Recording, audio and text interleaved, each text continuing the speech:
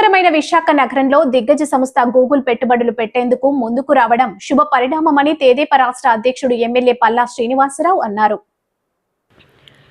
సుందరమైన విశాఖ నగరంలో దిగ్గజ సంస్థ గూగుల్ పెట్టుబడులు పెట్టేందుకు ముందుకు రావడం శుభ పరిణామమని తెదేపా రాష్ట్ర అధ్యక్షుడు ఎమ్మెల్యే పల్లా శ్రీనివాసరావు అన్నారు. పార్టీ కార్యాలయంలో ఏర్పాటు చేసిన మీడియా సమావేశంలో ఆయన మాట్లాడుతూ ఉపాధి అవకాశాలు పెరిగేందుకు ఇదొక మంచి మార్గమని పేర్కొన్నారు. అమరావతిలో క్వాంటమ్ హబ్గా, విశాఖ డేటా హబ్గా అభివృద్ధి చెందనున్నాయని తెలిపారు.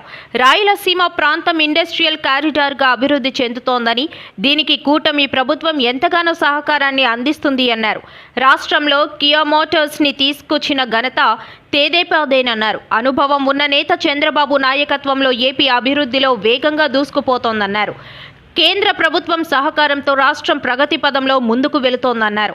ప్రతి అంశాన్ని రాజకీయం చేయడం వైకాపాకు అలవాటుగా మారిందని ఆరోపించారు.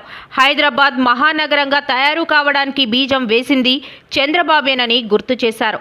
గూగుల్ రాకతో ప్రపంచం మొత్తం విశాఖ వైపు చూస్తోందని, మహానగరాలతో పోటీ పడుతూ విశాఖ ముందుకు వెళ్తోందని చెప్పారు.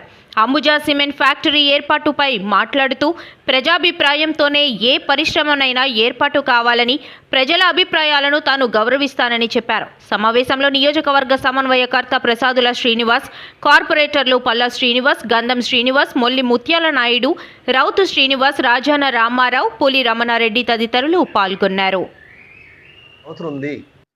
అంతేగాని ప్రతిదానికి కూడా చిల్లర కామెంట్స్ పాస్ చేయొద్దని చెప్పి సందర్భంగా తెలియజేస్తున్నాను. ఎందుకు ఈ మాట అంటున్నానంటే, అసలు ఇక్కడ గూగుల్ వస్తే ఉద్యోగాలు వస్తాయా అని అడుగుతున్నారు. 1,30,000 కోట్లు పెట్టిన తర్వాత ఉద్యోగాలు రాకుండా పోతాయా? దానివల్ల ఎన్ని ప్రయోజనం ఉన్నాయో తెలుసా ఏమన్నా మీకు?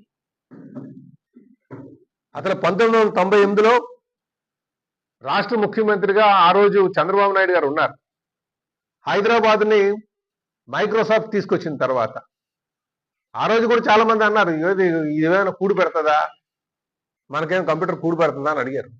ఈరోజు చెప్పాలంటే సుమారు 65,000 కోట్లు కేవలం ఐటీ నుంచి ఆదాయం ఉంది ఆ రాష్ట్రానికి. 65,000 crores అంటే మాట కాదు, ఇంకా ఎక్కువ ఉంటుంది. నేను ఫిగర్స్ ఒకసారి చూస్తే ఇంకా ఎక్కువ ఉంటుంది. అసలు మహానగరం కింద తయారైంది హైదరాబాద్. ప్రపంచంలోనే మోస్ట్ లివబుల్ సిటీగా, అంటే బ్రతకడానికి అనుగుణమైనటువంటి ప్రాంతంగా ఈరోజు చెప్పుకోదగినటువంటి ప్రాంతంగా తయారైంది. ఆ రోజు 1998లో మైక్రోసాఫ్ట్ వచ్చినప్పుడు కూడా తక్షణమే రోడ్లు, బ్రిడ్జ్ పనులు పూర్తి చేయాలి. ఊరి తాళ్లతో ఆదివాసీల వినూత్న నిరసన, అసంపూర్తి పనులు పూర్తి చేయాలి. కాంట్రాక్టర్ల బిల్లులు వెంటనే చెల్లించాలి అని డిమాండ్. పల్లి పండుగ పేరు చెప్పి కూటమి ప్రభుత్వం వాలా పంచాయతీలో దాదాపు 9 కోట్లు పైబడి సీసీ రోడ్లు, బ్రిడ్జీలు నిర్మిస్తామని, లింక్ రోడ్లు పూర్తి చేస్తామని చెప్పేసి నమ్మబలికి రోడ్లు ఏంటువంటివి వేశారు. జిల్లా కలెక్టర్ గారు పర్యవేక్షణలోనే, ఇంజనీరింగ్ అధికారుల పర్యవేక్షణలోనే నాణ్యతా ప్రమాణం పాటించి ఈ రోడ్లు ఏంటువంటివి వేయడం జరిగింది. వేసినటువంటి రోడ్లు ఏదైతే ఉన్నాయో ఆ కాంట్రాక్టర్కి 1,70,00,000 రూపాయలు మాత్రమే ఫస్ట్ విడత బిల్లు ఏంటువంటివి చేశారు. మిగిలినటువంటి డబ్బంతా కూడా ఈ రోజు వరకు కాంట్రాక్టర్కి బిల్లులు చేయకపోవడం వల్ల కాంట్రాక్టరు భార్యలు పుస్తుల తాడులు అమ్మి మేము వడ్డీలకు డబ్బులు కడుతున్నాం కాబట్టి మేము పనులు చేయలేమని చెప్పేసి అక్కడక్కడ రోడ్లు, అదేవిధంగా బ్రిడ్జీలు, కలవట్లు అవన్నీ కూడా అసంపూర్తిగా వదిలేయడం జరిగింది. దీనివల్ల వాలా పంచాయతీలో ఉన్నటువంటి గిరిజనులు ఎవరైతే ఉన్నారో వాళ్ళకి మళ్ళీ పూర్వం రోజులు వచ్చాయి. వాళ్ళకి డోలు మాత్రం తప్పట్లేదు. రేషన్ సరుకులు తెచ్చుకోవడం తీవ్ర ఇబ్బందులు పడుతూ ఉన్నారు. ముసలోళ్ళు, చిన్నపిల్లలు స్కూల్కి వెళ్ళాలన్నా, ముసలోళ్ళు ఈరోజు వైద్యం తీసుకెళ్లాలన్నా తీవ్రమైనటువంటి ఇబ్బంది తప్పట్లేదు. ఆ విధమైనటువంటి ఇబ్బందులతో వాలా పంచాయతీలో రోజు ప్రజలు అనేకటువంటి కష్టాలు పడినటువంటి పరిస్థితి రోజు కనిపిస్తూ ఉంది. కాబట్టి ఈ ప్రభుత్వం ఏదైతే ఉందో కాంట్రాక్టర్లు చెల్లించవలసినటువంటి బిల్లులు వెంటనే చెల్లించండి. అసంపూర్తిగా నిలిచిపోయినటువంటి రోడ్లు, బ్రిడ్జిలు ఏదైతే ఉన్నాయో అవి వెంటనే పూర్తి చేయండి అని చెప్పేసి గిరిజనులు, ఈ ప్రాంతంలోని అనేక గ్రామాలకు చెందినటువంటి వాళ్ళందరూ కూడా ఉరితాళ్ళు మెడకేసుకొని బిల్లులు చెల్లించకపోతే ఉరితాళ్లే శరణ్యం, మా రోడ్లు పూర్తి చేయకపోతే, బ్రిడ్జిలు పూర్తి చేయకపోతే ఉరితాళ్లే శరణ్యం అని చెప్పేసి చెప్పుకునే విధంగా ఈరోజు వినూత్న రీతిలో నిరసనటువంటి తెలియజేస్తూ ఉన్నారు. కాబట్టి వెంటనే బిల్లులు చెల్లించి రోడ్లు, బ్రిడ్జిలు పూర్తి చేయాలని చెప్పి డిమాండ్ చేస్తూ ఉన్నాం. రెండోది, ఈ జిల్లాలోని 143 కోట్ల రూపాయలతోనే పనులంటువంటి చేసినటువంటి కాంట్రాక్టర్లకి 11 కోట్ల రూపాయలు మాత్రమే బిల్లులు చెల్లించారు. మొత్తం బిల్లులన్నీ చెల్లించుకుంటా ఈరోజు కాంట్రాక్టర్లని ఈ ప్రభుత్వం నట్టేట్ను ముంచింది. పవన్ కళ్యాణ్ గారు అధికారంలోకి వచ్చే ముందు మేము ఎవరైనా ప్రశ్నిస్తాం, ఏ ప్రభుత్వం వచ్చినా అడుగుతాం, తొక్కి నార తీస్తామని చెప్పారు పవన్ కళ్యాణ్ గారు. మరి ఎందుకు ఈరోజు నోరు మాట్లాడలేదు అని చెప్పేసి మేము అడుగుతా ఉన్నాం. కాంట్రాక్టర్లు ఆత్మహత్యలు చేసుకుని ఉరితాలు వేసుకుని చనిపోవడానికి సిద్ధంగా ఉంటే ఈరోజు ఎందుకు మీరు ముందుకు రావట్లేదని చెప్పేసి అడుగుతా ఉన్నాం. కాంట్రాక్టర్ల యొక్క పరిస్థితి ఏంటి?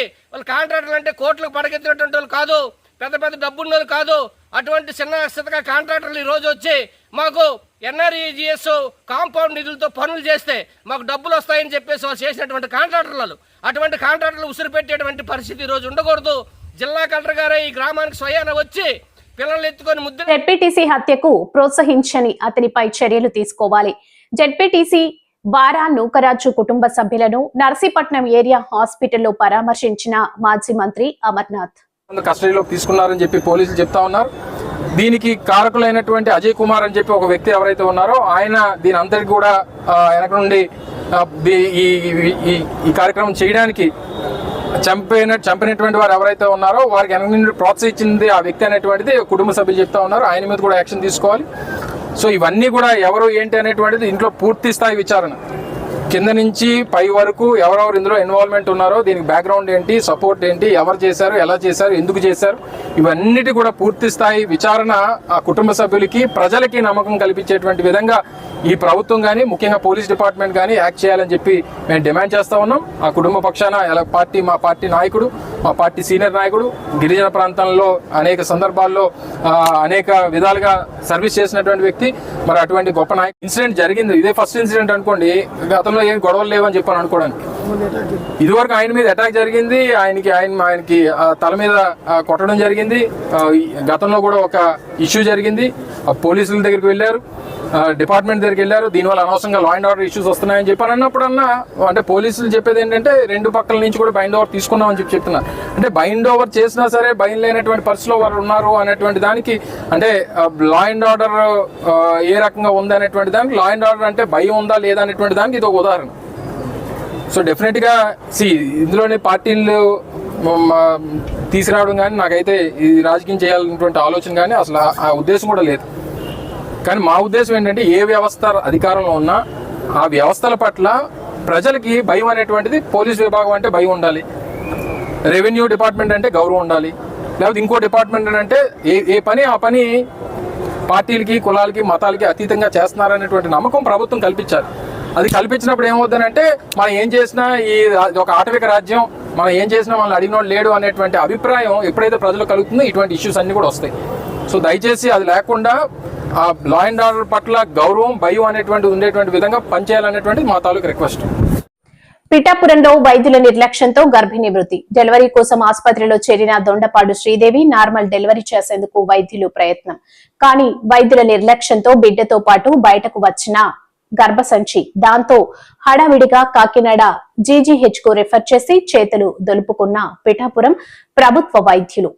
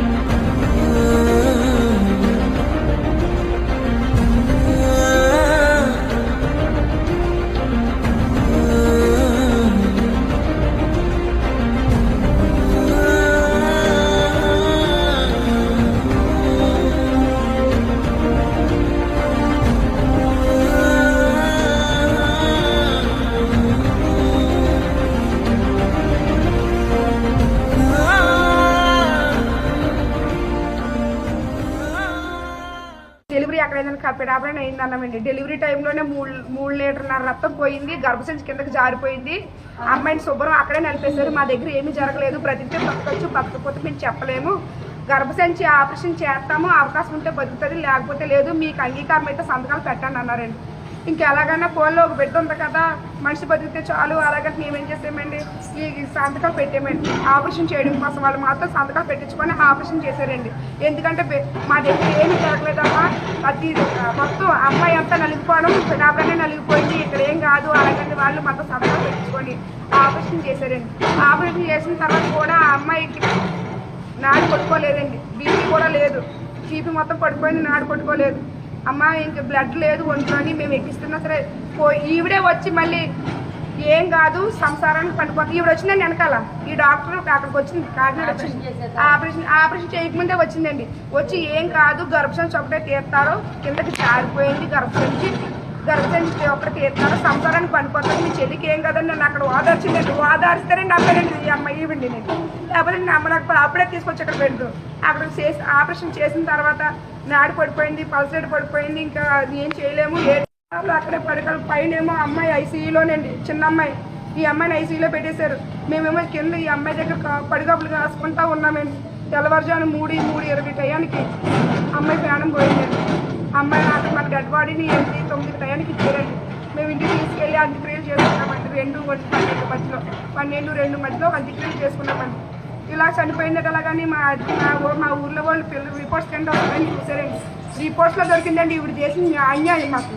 ఈ అమ్మాయికి బ్లడ్ కూడా సరిగా లేదు, బ్లడ్ ప్యాకేజీ ఎక్కించారు. ఆ తర్వాత కూడా ఈ అమ్మాయికి బెడ్ వచ్చి స్కోప్ లేదు, హైట్ చూస్తే తక్కువ, బేబీ 3 కేజీలు 200 గ్రాములు ఉన్నది.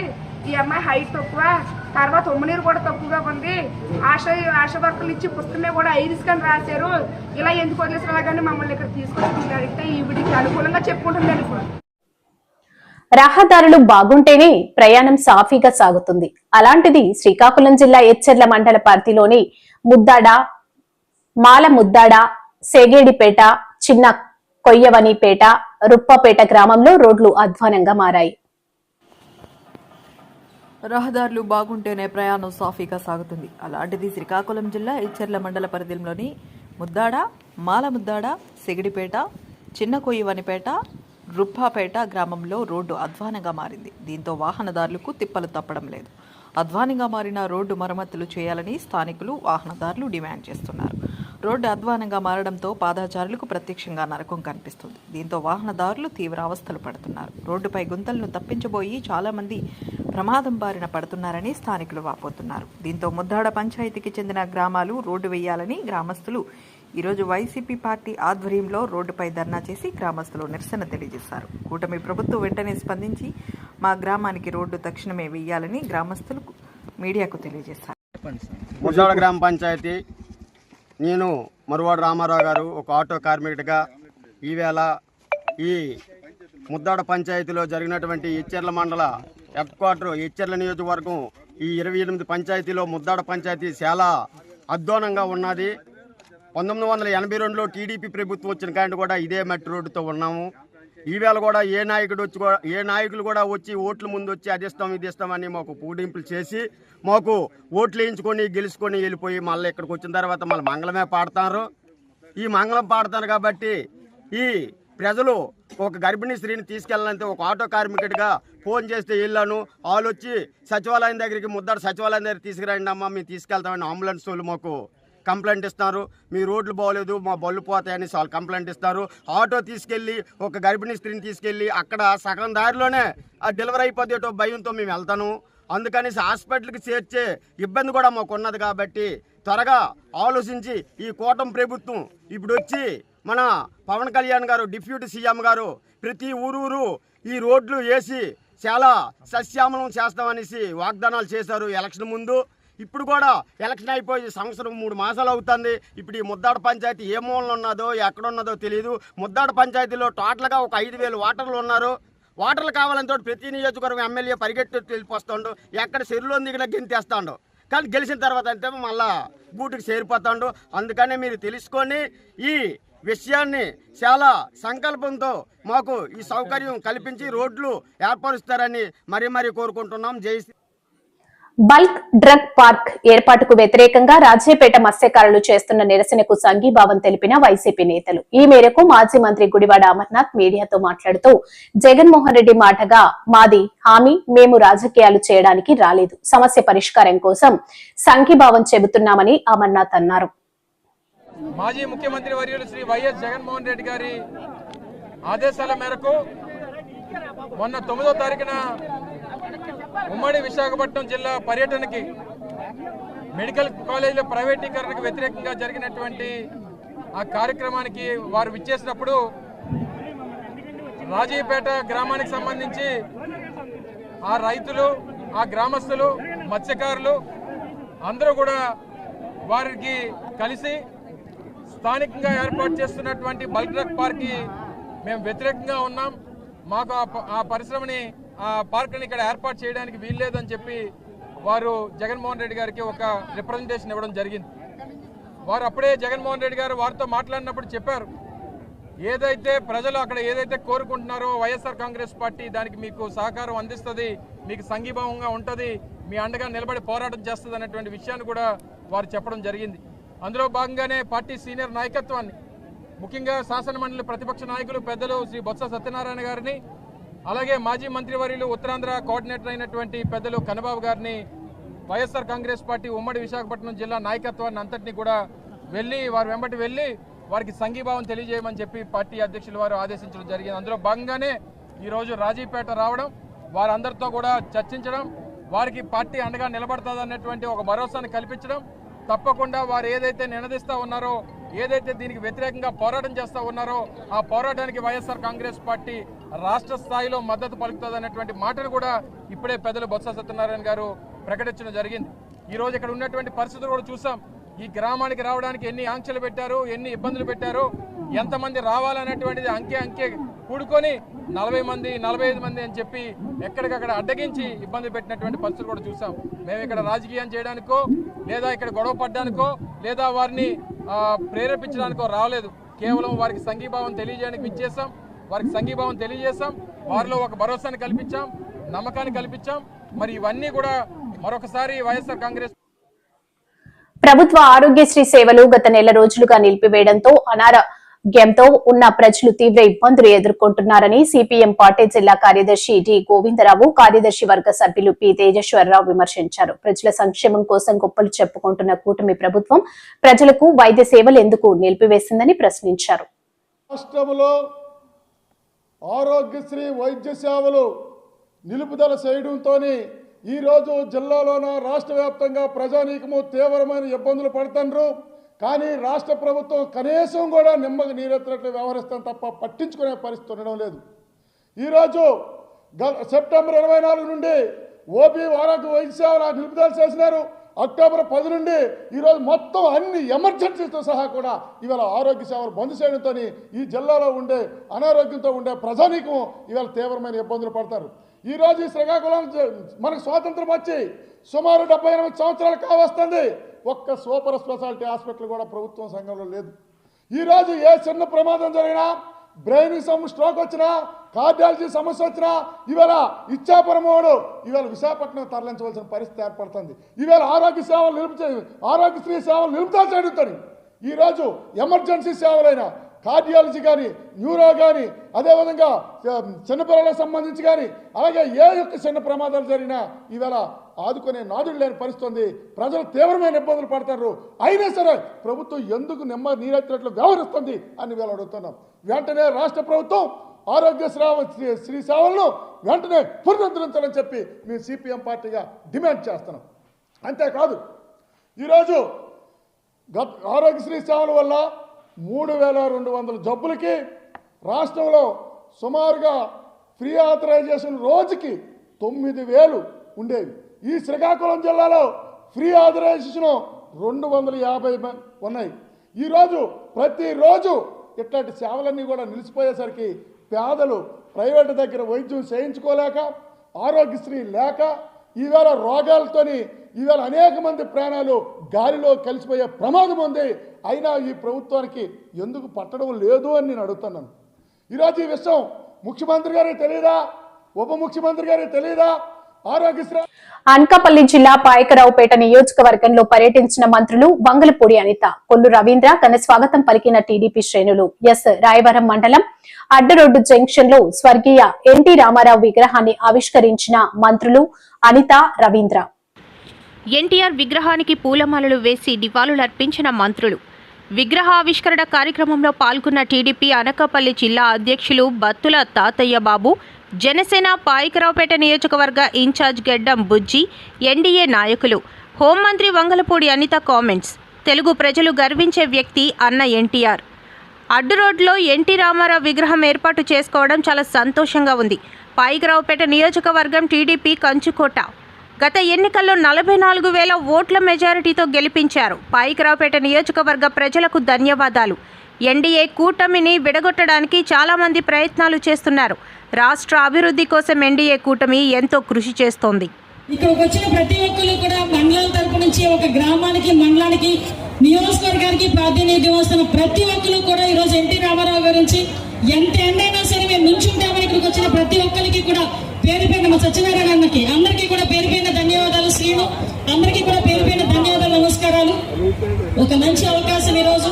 ఎందుకంటే పాయకరావుపేట నియోజకవర్గం అనగానే తెలుగుదేశం పార్టీకి పట్టుకొమ్మగా మనందరికి కూడా తెలుసు. తెలుగుదేశం పార్టీకి కంచుకోటగా ఈరోజు మనందరం కూడా పాయకరావుపేట నియోజకవర్గాన్ని తెలుసుకుంటాం. మనం ఎప్పుడూ లేని విధంగా ఎన్డీఏ కూటమి తరఫున మీ అందరి ఆశీర్వాదంతో దగ్గర 44,000 మెజార్టీతో గెలిచి మా మత్స్యకార నాయకుడు తాతయ్య గారు ముందుకు రండి. అందరికి గెలిపించి ఈ రోజు ఈ కార్యక్రమానికి, ఒక మంచి కార్యక్రమానికి ఇక్కడికి రప్పించినందుకు ప్రత్యేకంగా మీ అందరికీ కూడా ధన్యవాదాలు తెలియజేసుకుంటున్నా. ఎక్కువ టైం లేదు, మనందరం కూడా మాట్లాడుకునే పరిస్థితులు ఉన్నాయి. కానీ నేను ఒకటి కోరుకుంటున్నా, మన మీద కుట్రలు చేసేవాళ్ళు, మన ఎన్డీఏ కూటమిని ఎలాగైనా మన మధ్య సంబంధాలు విడగొట్టాలని చూసే వాళ్ళు చాలా మంది ఉన్నారు. అలాంటి వాళ్ళకి సమాధానం చెప్పాలంటే మనందరం కూడా కలిసికట్టుగా మనందరం కూడా పోరాటం చేయాలి. కలిసికట్టుగా పనిచేసి ఆంధ్రప్రదేశ్ రాష్ట్ర అభివృద్ధికి, సంక్షేమానికి ముందుగా తీసుకెళ్లాలని మనస్ఫూర్తిగా కోరుకుంటున్నా. తర్వాత మన పెద్దలు గౌరవనీయులు కొల్లు రవీంద్ర గారు మాట్లాడతారు. ఇంకా విషయాలంటే అశ్రావరంలో కూడా మీటింగ్ ఉంది. మీ అందరికీ కూడా మరొకసారి నేను ధన్యవాదాలు, నమస్కారాలు తెలియజేసుకుంటూ ఇక్కడికి వచ్చిన మా మహిళా సోదరీమణులకి, అదేవిధంగా పెద్దలందరికీ కూడా, కార్యకర్తలకి అందరికీ కూడా పేరు పేరున నేను ధన్యవాదాలు తెలియజేసుకుంటూ సెలవు తీసుకుంటున్నా. జై